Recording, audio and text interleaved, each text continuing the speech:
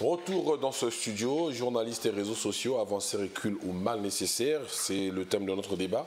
Avec moi, Aziz Dominique de Marseille, Joachim Banza et Alphonse Ndongo, des journalistes qui ne sont plus à démontrer parce que c'est réellement la plume du Congo, en tout cas l'une des grandes plumes en République du Congo. Nous parlons des réseaux sociaux. Évidemment, dans les réseaux sociaux, il y a le critère rapidité. Est-ce que ce n'est pas un danger pour l'analyse? On va prendre un cas pratique. Il y a eu le ravin de Ngamakosso, je pense. Et tout de suite, quand on se réveille le matin, celui qui ouvre son ordinateur ou son téléphone portable se rend compte qu'il y a eu, évidemment, éboulement, la route a été détruite par le ravin de Ngamakosso. Est-ce qu'en ce moment-là, le journaliste a besoin de prendre sa photo, aller sur place, refaire les mêmes choses, ou plutôt il doit se comporter autrement? Et si c'est autrement, qu'est-ce qu'il doit faire, Alphonse? Vous savez, les réseaux sociaux sont en train de révolutionner le monde, on l'a dit dans quel Dieu.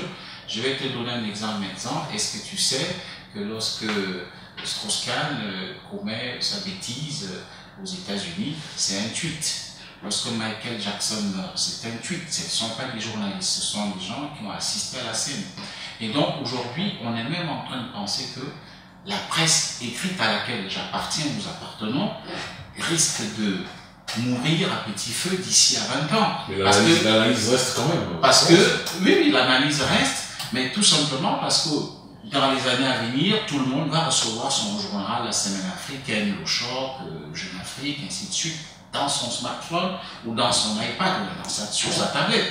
C'est ce qui va se passer dans les années à venir. Déjà, moi... c'est ce qui se passe. C'est ce qui se passe, mais ça sera encore dupliqué. C'est-à-dire vous êtes encore vivant, mais voilà. Mort, alors, ce qui revient à dire qu'aujourd'hui, on est en train de penser, certains spécialistes pensent que on risque de voir le métier même de journaliste être encore remis en cause avec des internautes, avec des gens qui ne sont pas du métier et qui donnent des informations parfois pertinentes, qu'on le veuille ou non. Il n'y a pas que les journalistes qui donnent de bonnes informations au regard de la déontologie, de l'éthique et tout. Il y a aussi des gens qui sont des passionnés des réseaux sociaux, qui nous donnent de bonnes informations, qui sont des pistes pour nous.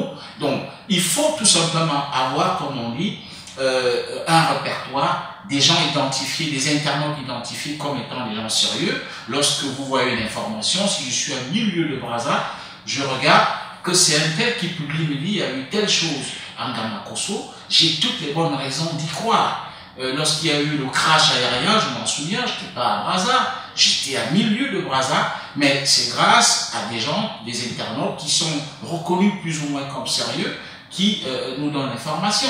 Donc c'est pour dire que l'instantanéité permet maintenant aux journalistes, pourquoi pas, de publier la meilleure information, parce qu'on est toujours à la recherche, n'est-ce pas, du scoop. Mais le vrai problème maintenant que peut poser, ou que posent les réseaux sociaux, c'est le fait que l'information parfois n'est pas aussi bien traitée, parce qu'il y a le caractère instantané, et donc on n'a pas droit à l'analyse, et c'est ce travail qui revient aux journalistes. Et c'est à ce niveau qu'intervient le travail du journaliste. Si bien que quand il y a un tweet ou bien une information qui provient de Facebook, envoyée par un internaute, tout de suite le journaliste se rappelle de ce qu'on appelle le fact-checking, c'est-à-dire son travail qui consiste à investiguer, donc à savoir ce qui a été publié, est-ce que cette information est vraie. Je vais te dire, dans le cadre, il n'y a pas que nous qui souffrons des fake news. Tu sais, maintenant, en 2015, en France, les gens ont annoncé la mort de Martin Bouygues, alors qu'il n'en était rien, c'était une fake news. Et je crois d'ailleurs, c'est pourquoi dans ces pays, peut-être j'anticipe, qu'on est en train de penser déjà à une loi contre les fake news, notamment pour le cas de la France. Le gouvernement Macron est en train de statuer là-dessus pour dire que, d'une manière ou d'une autre, je trouve l'utilité. Moi, je ne peux pas être journaliste aujourd'hui et me contenter de ce que je peux suivre chez les confrères France 24, Africa 24, Télé Congo, et ainsi de suite. Moi, mon véritable miroir, c'est le téléphone, comme on dit, tête baissée. Je suis tout le temps en train de regarder. Si je vois le grand frère Aziz Dominique de Marseille a publié quelque chose, le grand frère Malza qui m'envoie des informations par WhatsApp, quand c'est lui, je n'ai même pas l'occasion d'émettre le moindre doute. Ou bien au contraire, je dois peut-être le contacter pour qu'il me donne de plus amples informations à ce sujet. Ouais, donc, c'est ce qui se passe. En fait, l'exemple, le danger, nous allons courir un grand danger, je précise, c'est l'analyse profonde, comment j'appelle ça, nous échappe. Pourquoi? Il y a des faits pour lesquels L'internaute, sur Facebook ou sur WhatsApp, on peut la diffuser. Celui qui a écrit, mais il n'apporte pas d'analyse qui peut demander à cette presse écrite ou à ce documentaire de télévision d'argumenter cette image qui passe. Les éléments d'appréciation. Après, pourquoi? Nous allons faire face à ce que le journaliste que je suis se met à faire le relais. J'ai pris, je balance. Ah oui, j'ai pris, je balance. Sans analyser, je cours beaucoup de risques. Les plus épatants des risques, pour que l'on situe les téléspectateurs, parce que nous parlons ici profession. On suppose que ceux qui sont sur le plateau sont vraiment des journalistes, donc faire une faute assez pédagogique. Je donne un exemple simple. On vous dit attention, faites attention à l'apologie du crime, à l'apologie du délit. Qu'est-ce qu'on appelle l'apologie du crime? Prenez un exemple. Si vous prenez la caricature de Mahomet, vous la mettez sur une page de votre journal, attendez-vous à ce que les intégrés musulmans viennent chez vous et bien vous canardez. Et ça s'est passé chez Charlie Hebdo. Au lieu que moi je me taise, j'ai dit, ah nous on a eu ça parce que les musulmans n'acceptent pas que leur leader spirituel soit caricaturé, ça fait des morts.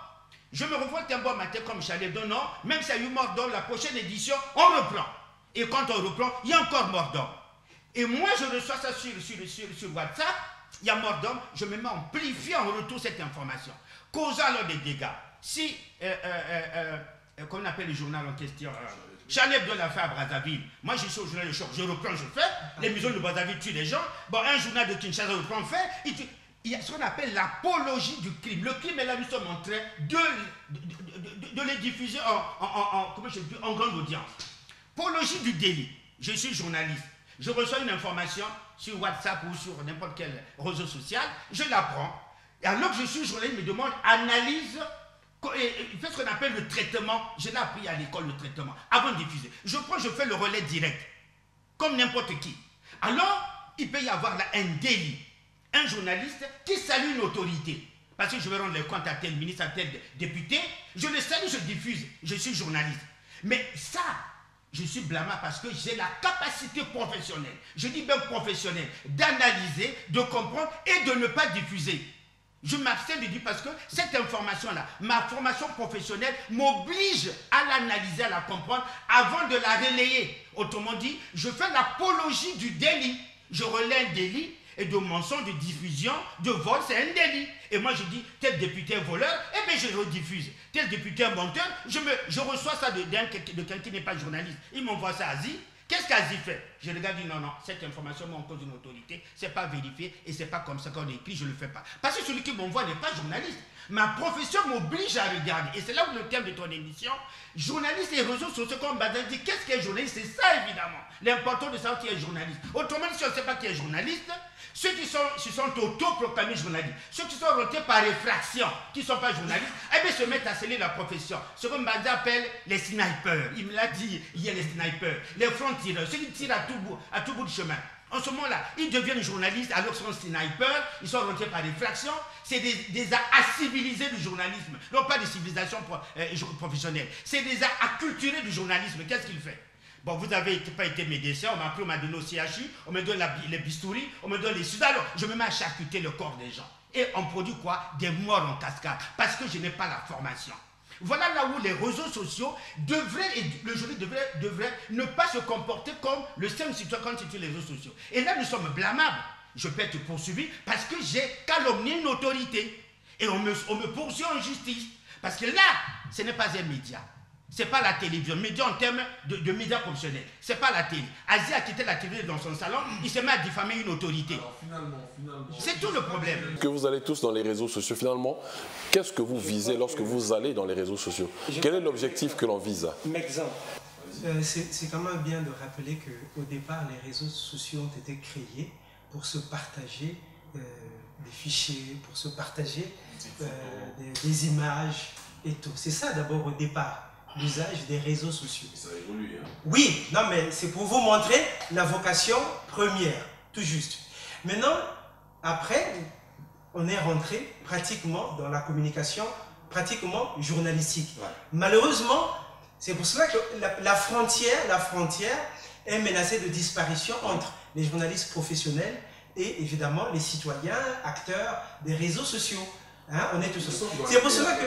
Hein, dans l'idéal, vous êtes un journaliste professionnel, Alphonse pareil, Asie pareil, vous allez dans les réseaux sociaux, qu'est-ce que vous recherchez? Votre objectif c'est quoi? mais c'est le prolongement. On se sert des réseaux sociaux comme moyen de diffusion de ce qu'on fait déjà comme métier. Hein, c'est comme si, quand vous êtes là à la télévision, vous savez que bon, Vox TV n'est pas encore sur streaming. Mais ce serait bien que Vox TV arrive aussi en streaming. C'est-à-dire que vous fassiez une diffusion Internet. Qu'on puisse suivre Vox TV sur Internet. Aujourd'hui, on a Télé Congo sur Internet. Ça serait bien qu'on ait aussi d'autres chaînes sur Internet. Parce que, comme Alphonse l'a dit, on a aujourd'hui tête baissée sur nos petits écrans. Parce que c'est là où on suit tout. Donc, ça serait bien que Vox passe à la diffusion streaming. Il ne faut pas attendre. Les moyens, on parlait juste des moyens. Mais l'Internet est venu pratiquement donner les mêmes moyens à tout le monde. Il suffit d'avoir un petit écran, un smartphone, et puis accéder à la connexion Internet de haut débit, donc d'un débit de qualité. Bon, malheureusement, ça coûte encore cher dans notre pays. Voyez-vous, c'est pour cela que on se bat pour que les coûts d'accès à l'Internet puissent baisser pour que l'Internet soit accessible à tout le monde. C'est vraiment un enjeu et même une politique de ce que l'accès Internet soit possible à toutes les bourses, comme on dit. Donc, ça, le journaliste va dans les réseaux sociaux pour prolonger son métier. Mais le problème auquel il est confronté, c'est qu'il n'est pas le seul acteur à intervenir dans les réseaux sociaux. Ils sont nombreux et on le confond avec d'autres acteurs. Ce que je voulais dire, c'est que les autres acteurs balancent des faits. Hein? On voit un accident, on fait une photo, on le balance. Mais le journaliste, lui, produit l'information parce que l'information, c'est un élément que quand vous avez l'information, vous avez tout. Vous savez que l'accident s'est produit à tel endroit, à telle heure, ça fait tant de morts, ainsi de suite. Excès de vitesse, tout ça. Voilà, c'est ça l'information. Or, aujourd'hui, les internautes, quand ils voient un fait, ils prennent une photo, ils balancent. On ne sait même pas où ça se passe. Et puis, en plus, les news dont on parle, mais c'est des véritables trucages. Le trucage est tellement possible maintenant sur Internet. On peut vous mettre, vous, médecin, dans un endroit où vous n'avez jamais mis pied. Ben voilà, donc il y a des trucages.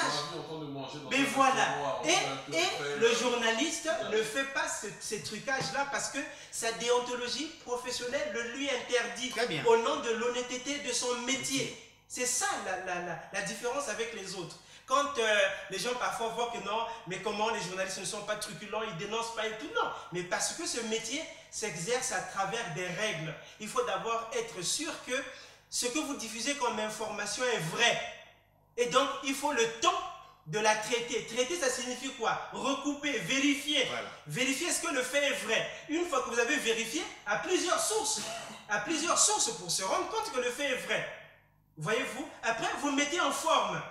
Vous le mettez en forme, après, votre chef voit la conformité à votre ligne éditoriale. Et après, c'est la diffusion. C'est tout ça le traitement. Me fait penser à cette question, il est même prévu. Hein. Avec les likes, nous savons ce que c'est, que les likes ou j'aime et les commentaires du public. Vous sentez-vous des fois obligé de revoir vos analyses ou vos papiers en général lorsque le seuil que vous êtes fixé, chaque presse en ligne peut se fixer un seuil. Hein. Tout à fait. 5 000 vues, 10 000 vues, 30 000 vues. Mais lorsque le seuil que vous êtes fixé n'est pas atteint, est-ce que vous vous sentez obligé de revoir vos analyses? Est-ce que vous sentez là un danger de communication? C'est-à-dire que, oui, il y a toujours un peu, puisque l'Internet, les réseaux sociaux permettent l'interactivité, donc les gens peuvent tout de suite réagir et tout, compléter même l'information que vous avez diffusée, et peut-être même la contester, enfin, vous avez tout. Vous avez tout. Il y a parfois le sentiment de se dire, ah ben tiens, est-ce que c'était bien que je fasse comme ça là?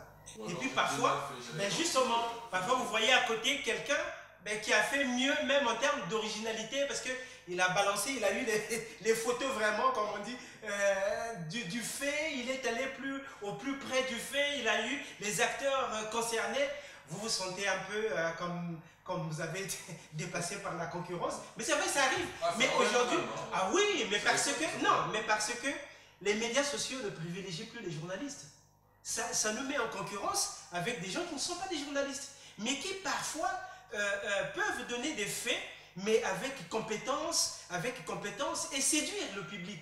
Et vous allez voir que justement, ils peuvent dépasser des seuils importants, 10 000 vues, des choses comme ça. Et vous me dites, ah, tiens, il a réussi. Oui, Mais oui, mais il y a des faits aussi tout simplement qui attirent.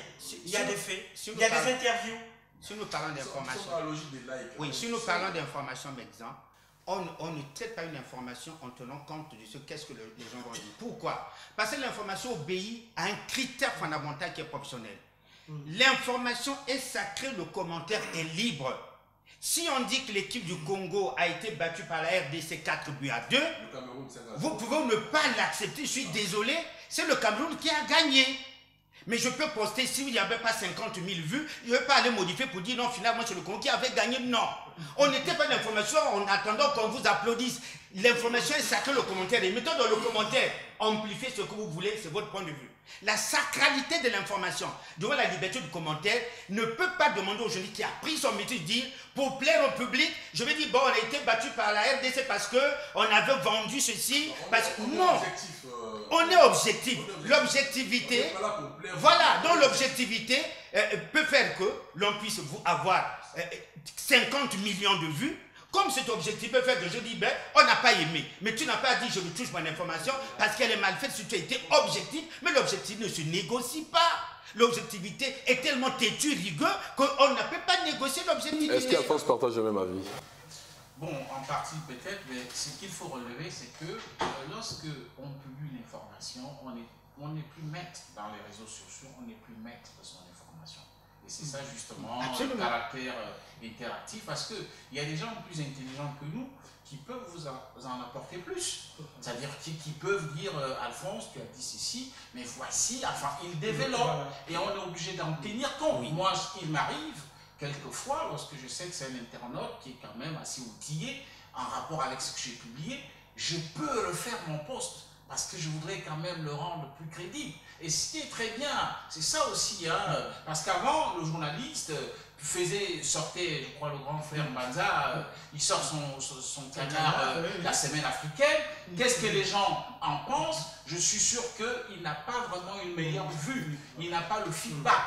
Sinon, parfois, c'est des flaponneries, oh, c'est super ce que tu as fait, mais avec les réseaux sociaux, on a des gens qui sont parfois aussi, on peut le dire, excessifs, qui peuvent même vous injurier en disant oh, vous êtes un piètre journaliste, voici la vraie information, et donc on est obligé d'en tenir compte. Est-ce que c'est pas un indicateur déjà? C'est pas un indicateur de... C'est un indicateur, c'est un indicateur, et c'est ce qui encourage d'ailleurs l'internaute. Moi, quand je publie une information, je mets un cas de figure. Ce n'était pas une information il y a 3-4 ans. Mais aujourd'hui, si dans mes réseaux, je suis informé qu'on a fait le virement des salaires des fonctionnaires civils et militaires, je le publie instantanément, j'ai dit, on vient de virer à l'instant les salaires des fonctionnaires. Je ne peux pas vous dire un exemple, combien de gens m'écrivent inbox, qui sont parfois hors du Congo pour me dire, est-ce que c'est vrai? Et que lorsque cela est fait, il y en a qui sont tout contents, mais quelquefois aussi, vous avez des internautes qui sont généralement localisés à l'extérieur du pays, qui vous disent, Alphonse, tu penses qu'en tant que journaliste, tout ce que tu as comme information, c'est de nous dire qu'on a viré les salaires. Donc, vous voyez, c'est aussi cela, et ça fait plaisir. On échange avec des gens, ceux qui vous aiment, ceux qui ne vous aiment pas, mais d'une manière ou d'une autre, les internautes qui vous envoient des likes ou qui participent au débat en rapport avec l'information que vous avez mise sur la toile, c'est parfois encourageant. Ça permet de vous remettre en cause. Oui, mais c'est ça aussi. Mais il faut tenir compte de la nature de ce que vous publiez. Je vous ai posé un problème simple. Si vous me dites que le Cameroun a battu le Congo 5-2, vous voulez que je retrouve cette information comment? Si vous dites un commentaire, l'information, ajustez l'information, vous commentez un fait. Vous faites une analyse d'un fait. On peut retoucher votre commentaire, votre analyse. Mais la sacralité de l'information ne peut pas être retouchée.